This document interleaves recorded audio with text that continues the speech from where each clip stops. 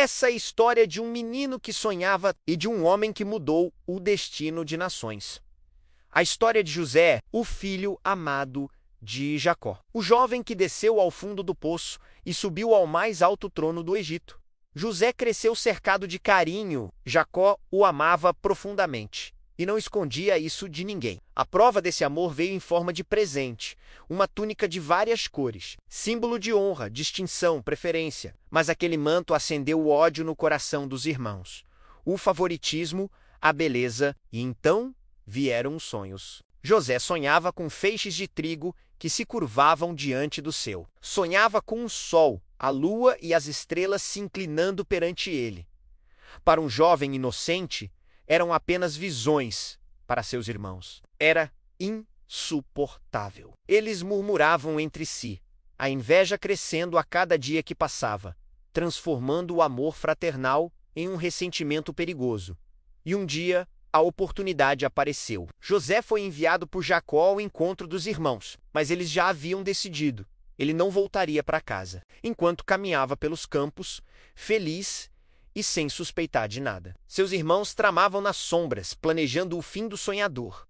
Quando José se aproximou, eles o arrancaram do chão. Tiraram sua túnica colorida, o símbolo do amor de seu pai, e o lançaram num poço vazio. Uma escuridão silenciosa o envolveu.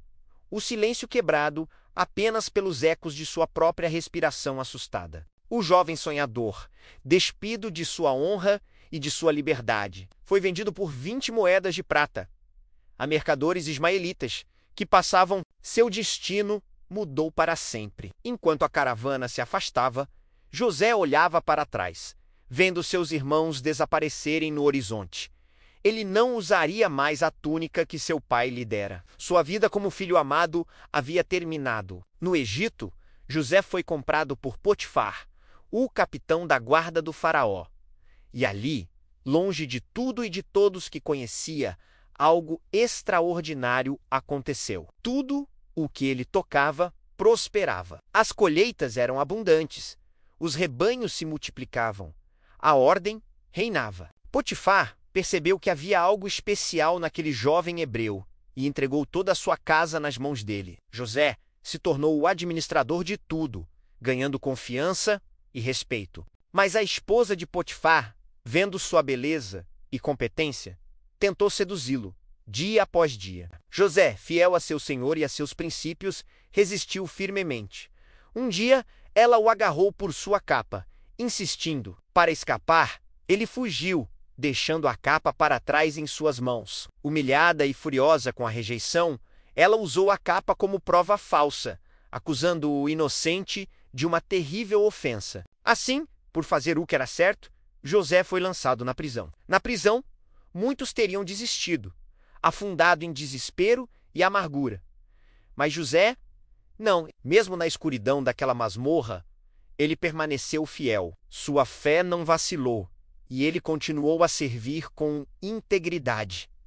E Deus estava com ele. Logo, a presença de José transformou aquele lugar. Ele começou a ajudar outros presos, trazendo ordem e esperança para o caos. O carcereiro notou sua sabedoria e caráter e, assim como Potifar, confiou a ele a administração de toda a prisão. Ali, no meio daquela escuridão, 2 homens importantes foram trazidos, o copeiro e o padeiro do faraó, ambos caídos em desgraça. Certa noite, os 2 tiveram sonhos perturbadores. José, vendo a angústia em seus rostos, se ofereceu para interpretá-los. Para o copeiro, ele previu que em 3 dias seria restaurado a sua posição no palácio. Para o padeiro, a notícia foi sombria.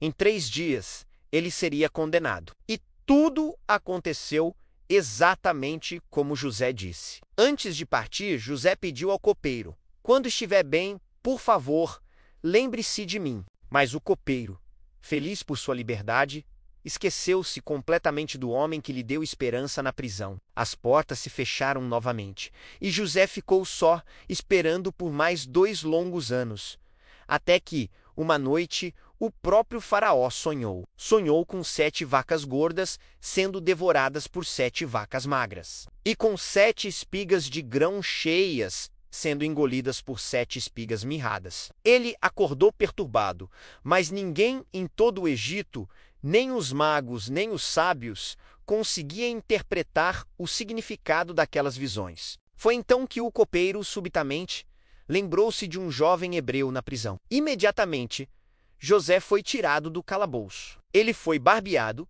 recebeu roupas limpas e foi levado às pressas para a imponente sala do trono. Diante do rei mais poderoso da terra, em meio a um silêncio tenso, José não hesitou. Ele anunciou com confiança. Deus revelou ao faraó o que ele está para fazer. Os sonhos são um só. Haverá 7 anos de grande fartura em toda a terra do Egito, seguidos por 7 anos de uma fome tão severa que a abundância será esquecida. E ele não parou por aí. Ofereceu a solução: que o faraó escolha um homem sábio e o coloque sobre a terra do Egito para recolher e armazenar o grão durante os anos de fartura. O faraó ficou tão impressionado com sua sabedoria e com o Espírito de Deus nele, que declarou: poderíamos encontrar alguém como este homem em quem está o Espírito de Deus. Já que Deus lhe revelou tudo isso, não há ninguém tão criterioso e sábio quanto você. Você estará sobre a minha casa, e todo o meu povo se sujeitará às suas ordens. E assim, o jovem que saiu de um poço e de uma prisão se tornou o governador de todo o Egito, o segundo homem mais poderoso do mundo conhecido. A fome chegou exatamente como José havia previsto. E de terras distantes, de todos os cantos do mundo, vieram homens em busca de alimento no Egito. Entre as multidões famintas, chegaram 10 homens de Canaã. Eram os irmãos de José. Eles se aproximaram do poderoso governador e se curvaram diante dele com o rosto em terra, cumprindo, sem saber, os sonhos de infância que tanto odiaram. Eles não o reconheceram. 20 anos haviam se passado. O menino que venderam era agora um homem egípcio, poderoso e imponente. Mas José reconheceu cada um deles. Uma onda de emoção o atingiu, mas ele se conteve. Antes de revelar sua identidade, ele precisava saber se haviam mudado. Ele os testou, acusando-os de serem espiões, exigindo que trouxessem seu irmão mais novo, Benjamim, para provar sua inocência. Ele viu o medo, o arrependimento pela crueldade do passado, a dor genuína em seus corações. O teste final veio quando José ameaçou fazer de Benjamim seu escravo. Foi então que Judá deu um passo à frente, oferecendo sua própria vida no lugar do jovem irmão, para que seu velho pai não morresse de tristeza. Ao ver aquele ato de sacrifício, José não pôde mais segurar suas emoções. Ele ordenou que todos os seus servos saíssem da sala e, sozinho com seus irmãos, começou a chorar tão alto que todos no palácio puderam ouvir. Eu sou José, ele disse entre soluços, o seu irmão, aquele que vocês venderam para o Egito. O choque paralisou os irmãos, o medo os consumiu. Mas então vieram as palavras mais inesperadas: o perdão. Não se aflijam nem se culpem por terem me vendido para cá, pois foi para preservar vidas que Deus me enviou à frente de vocês. José chamou toda a sua família para o Egito, para a terra de Gósen, onde seriam cuidados. Quando os irmãos voltaram e disseram a Jacó que seu filho José estava vivo e era o governador de todo o Egito, o coração do velho pai quase parou. Mas então ele reviveu ao ouvir a notícia. A viagem foi preparada e o reencontro foi inesquecível. O velho pai, que chorou por seu filho por tantos anos, finalmente o abraçou, caindo em seus braços, ambos chorando de alegria e alívio. A família estava reunida. José cuidou de todos eles, garantindo que não lhes faltasse nada durante os anos de fome. E no fim da vida de Jacó, a promessa de Deus estava se cumprindo, e a família estava unida e segura novamente. Aquele jovem que desceu ao fundo do poço subiu ao mais alto trono.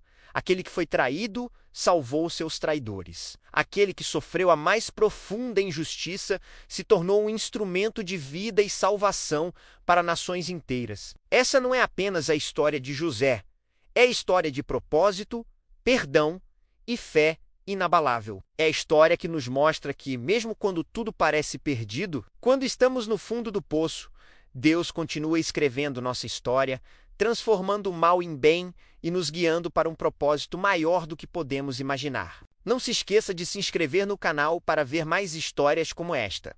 Curta e compartilhe. Até o próximo vídeo.